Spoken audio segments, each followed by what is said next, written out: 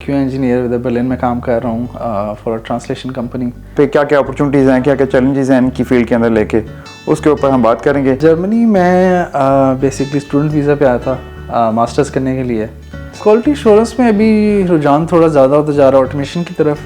तो रिक्वायरमेंट्स का ये है कि आपके प्रोग्रामिंग नॉलेज हो। साइप्रस पे मैंने काम किया, अब साइप्रस से भी लोग हट रहे हैं। यहाँ पे अगर आपकी फ़र्स्ट जॉब है फुल टाइम क्यूए में, तो आपको एक्सपेक्ट कर लें कि आपकी ना जो ब्लू कार्ड की रिक्वायरमेंट है वो पूरी हो जाएगी। आपका एक्सपीरियंस बढ़ता है, आप फिर 80K तक भी मिल सकती है आपको। थोड़ा थोड़ा दिल लग गया और दूसरा है कि चीज़ों की समझ आ गई ना। यहाँ पे यूके से कंपेयर किया जाए तो बहुत ज़्यादा सेफ़ है। क्राइम रेट यहाँ बहुत कम है।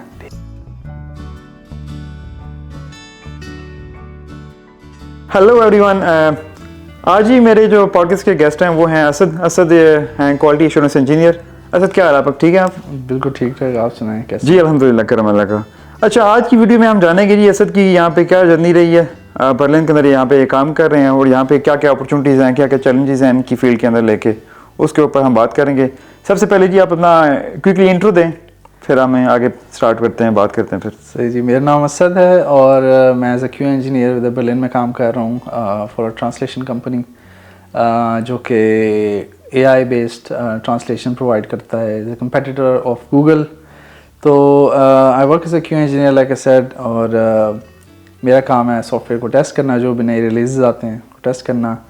और प्रोफेशनल लाइफ से हट के अगर देखा जाए तो इधर बर्लिन में रहते हुए मुझे तकरीबन 6 साल हो गए हैं और काफ़ी टाइम गुजार दिया आपने। बस जी, टाइम को रोक नहीं सकते, टाइम तो गुजर है। तो आपने PR ले लिया अभी यहाँ पे या नहीं? अभी PR मैं एलिजिबल हूँ काफ़ी महीनों से, लेकिन ये कि लेज़ी हुआ हूँ और अप्लाई नहीं किया, तो अभी मैं बस स्टार्ट करने लगा हूँ प्रोसेस। ठीक है। अच्छा, थोड़ा सा हम इसको रिवाइंड करते हैं स्टोरी को। आप यहाँ पे जो जर्मनी में कैसे आए थे, किस वीज़ा के ऊपर यहाँ पे आए हैं और आपने जर्मनी को ही क्यों चूज़ किया था? जर्मनी में बेसिकली स्टूडेंट वीज़ा पे आया था मास्टर्स करने के लिए। सही है। और 2017 में मैं आया था स्टार्ट में, और इनिशियली मैं आया था और एडमिशन मुझे काफ़ी यूनिवर्सिटीज़ में मिल गया था। तो मैं शुरू में गया था म्यूनिक में, TU Munich technical university of Munich. वहाँ पे मैंने पहला सेमेस्टर वहाँ पे गुजारा। फिर उसके बाद बर्लिन मूव हो गया टेक्निकल यूनिवर्सिटी ऑफ बर्लिन में, और फिर यहाँ पे बस स्टडीज़ कंप्लीट करने के बाद फिर मैंने जॉब स्टार्ट कर दी थी। लेकिन ड्यूरिंग स्टडीज़ भी मैं जॉब कर रहा था as a QA engineer part time. अच्छा, हाँ, ये अक्सर लोगों का क्वेश्चन होता है कि क्या हम स्टडी के दौरान किस तरह की जॉब कर सकते हैं। कुछ लोग पाकिस्तान में ऐसे हैं जिनका ऑलरेडी एक्सपीरियंस है अपनी फील्ड के अंदर, वो फिर सोचते हैं कि हम और जॉब्स ना करें। तो उनके लिए क्या आप सजेशन देते हैं कि अगर ड्यूरिंग स्टडी वो अपनी फील्ड से रेलिवेंट जॉब ढूंढना चाहें? इसको स्टूडेंट वर्कर कहते हैं आई गेस यहाँ पे। वर्क स्टूडेंट बोलते हैं जर्मन में। इसमें ये ऐसा है कि स्टूडेंट्स पे डिपेंड करता है। स्टूडेंट्स को बाज़ औक़ात अपनी फील्ड की जॉब नहीं मिल रही थी यहाँ पे। अगर जो कंपनीज़ हैं वो वर्क स्टूडेंट वाले जो एम्प्लॉयज़ हैं उनसे ज़्यादा उनकी तवक्कुआत नहीं होती। वो बहुत ज़्यादा स्किल्स उनके ना भी हों तो वो उनको हायर कर लेते हैं, तो उनको आस्ते आस्ते ट्रेन करते हैं और फिर इनसे उनसे काम लेते हैं। बहुत बेसिक सा, बहुत ज़्यादा उन पर रिस्पॉन्सिबिलिटीज़ नहीं होती। तो जब मैंने स्टार्ट किया था, जो मेरा पहला क्यूए रोल था, मैं बेसिकली कोई भी जॉब ढूंढ रहा था अपनी फील्ड की। अच्छा, IT की हो, कंप्यूटर पे काम हो, और बस मैंने एक्सेप्ट कर लेना था। तो ये एक रोल आया क्यूए इंजीनियर का। मैंने जॉब डिस्क्रिप्शन देखी तो उसमें प्रोग्रामिंग और ये वो बेसिक जो चीज़ें थी वो मांग रहे थे। तो मैं इंटरव्यू के लिए चला गया और वहाँ पे पता चला क्यूए का रोल है, और क्यूए का बिल्कुल पता नहीं था। अच्छा। तो उसने बस मुझसे इंटरव्यूअर ने बेसिक क्वेश्चंस पूछे, जो कि बाद में पता चला मेरे क्यूए मैनेजर थी वो। तो बेसिक क्वेश्चंस के बाद उन्होंने मुझे मैं घर गया तो मुझे ईमेल कर दी ऑफ़र की। तो ये कि स्टूडेंट्स को चाहिए कि थोड़ा सा वो कोशिश करें अप्लाई करने की, चाहे आपके स्किल्स इतने नहीं भी हैं तो यहाँ पे आप जॉब के दौरान सीख सकते हैं। और मोस्टली ऐसे ही होता है कि आप ज़्यादातर जॉब के दौरान सीखते हो। सही है। और जॉब्स, अगर आपको बहुत अर्जेंट ज़रूरत है, पैसों की आपकी कमी है और आपको कोई फील्ड की जॉब नहीं मिली, तो आप साथ में और जॉब करते रहें, क्योंकि वो तो बहुत इजीली मिल जाती है। तो साथ में अपनी फील्ड की जॉब ढूंढते रहें। हाँ, अपनी फील्ड की आई गेस जॉब ढूंढना is very important during your studies, क्योंकि बिल्कुल ये छोड़ देना कि बिल्कुल एंड पे जाके करेंगे तो वो थोड़ा सा चैलेंजिंग हो जाता है मेरे ख्याल में। बिल्कुल ऐसा ही है। और ऐसे मेरे सामने केसेस हैं, मतलब मेरे जो दोस्त हैं कुछ, वो क्या करते थे कि उन्होंने कोई अपनी फील्ड की जॉब्स नहीं की ड्यूरिंग स्टडीज़, तो फिर उनसे प्रॉब्लम ये हुआ कि जब उनकी स्टडीज़ कंप्लीट हुई, उनका अपनी फील्ड का एक्सपीरियंस ही नहीं था। हाँ। क्योंकि जब आप फुल टाइम के लिए अप्लाई करते हो तो फिर वो उनको एक्सपीरियंस चाहिए होता है और थोड़े से स्किल्स जो आप से डिमांड करते हैं कि आप ना रिस्पॉन्सिबिलिटी ले सको। तो अगर आप इस एक्सपीरियंस नहीं है, स्किल नहीं है, तो फिर वो मुश्किल होता है। एज अ वर्किंग स्टूडेंट काम करेंगे तो इन अ लॉन्ग रन आपके करियर में हेल्प होगा। अच्छा, मुझे अब ये बताइएगा, क्वालिटी एश्योरेंस में पर्टिकुलर यहाँ पे मार्केट में क्या एक्सपेक्टेशन है, क्या रिक्वायरमेंट जेनेरिकली जो मांगी जाती हैं यहाँ पे मार्केट में, किस तरह की रिक्वायरमेंट्स आप देख रहे हैं यहाँ पे? क्वालिटी एश्योरेंस में अभी रुझान थोड़ा ज़्यादा होता जा रहा है ऑटोमेशन की तरफ। टेस्ट ऑटोमेशन, यानी कि जिन लोगों को नहीं पता, ऐसा है कि उसमें यूजुअली क्यू इंजीनियर जो है वो मैनुअली टेस्ट करते हैं। कोई भी नया फीचर आता है उसको मैनुअली टेस्ट करते हैं डिफरेंट सिनेरियोज से, डिफरेंट इनपुट्स डाल के। फिर क्योंकि ये टाइम कंज्यूमिंग होता है तो फिर कंपनीज कोशिश करती हैं कि इस प्रोसेस को ऑटोमेट किया जाए। तो उसमें फिर ये है कि यही काम ऑटोमेशन प्रोग्रामिंग के थ्रू, जो कि मैनुअली ऑटोमेशन के थ्रू ऑटोमेटिकली टेस्ट होता रहे जब भी नई रिलीज़ आए। तो रिक्वायरमेंट्स का ये है कि आपके प्रोग्रामिंग नॉलेज हो, तो ये बहुत बड़ा प्लस पॉइंट है। उसके अलावा आपकी थोड़ी क्रिटिकल थिंकिंग होनी चाहिए कि अगर कोई चीज़ आपको दे कि यार ये वेब पेज है, इस पे आप बताएं कि यार ये कंसोल एरर आ रहा है, कुछ आ रहा है, तो आपको डिबग करने का पता हो कि यार अच्छा ये कोई एरर आ रहा है तो ये इसका रूट कॉज क्या हो सकता है। ठीक है, आप थोड़े से आप क्रिटिकल हो। अगर कोई बटन काम नहीं कर रहा तो आपको अंदाज़ा होगा यार बटन काम नहीं कर रहा तो क्या हो सकता है। सही है। और उसके अलावा बेसिक जो नेटवर्क एरर्स होते हैं वो आपको पता होने चाहिए। ठीक है। HTTP जो रिस्पॉन्स कोड्स होते हैं, थोड़ा टेक्निकल हो रहा है लेकिन ये कि बेसिक आपकी जो है ना ये तो मैं बेसिक प्रोग्रामिंग स्किल्स का आप कह रहे हैं, आपको पता होना चाहिए। कोई पर्टिकुलर टूल जैसे सेलेनियम में काम होता है, पाइथन वगैरह में, कौन से एक दो मेंशन करना चाहेंगे? क्योंकि लोगों का अक्सर होता है यार मेरा ये सर्टेन स्टैक है, क्या मुझे क्वालिटी एश्योरेंस में वहाँ पे जॉब मिलेगी? ये तो आप एक दो बता सकते हैं जिसमें आप देखते हैं ज़्यादा जॉब्स हैं यहाँ पे ऑटोमेशन के अंदर। ऑटोमेशन का ये है कि टेक्नोलॉजीज बहुत जल्दी जल्दी इवॉल्व हो रही हैं। तो अब जैसे कि मैंने 2017 में जब मैं पहली मुझे जॉब मिली QA की, तो उसमें मैं सेलेनियम यूज़ कर रहा था। सही है। जावा तो उससे अगली जब जॉब, मतलब उसी जॉब के दौरान एक्चुअली नेक्स्ट ईयर ही हमने एवॉल्व किया, हम वेब ड्राइवर IO पे आ गए, जो कि जावास्क्रिप्ट बेस्ड फ्रेमवर्क है। क्योंकि सेलेनियम थोड़ा स्लो है और अब बहुत कम कंपनीज यूज़ करती हैं। और उसके बाद नेक्स्ट जॉब है मेरी साइप्रस पे मैंने काम किया।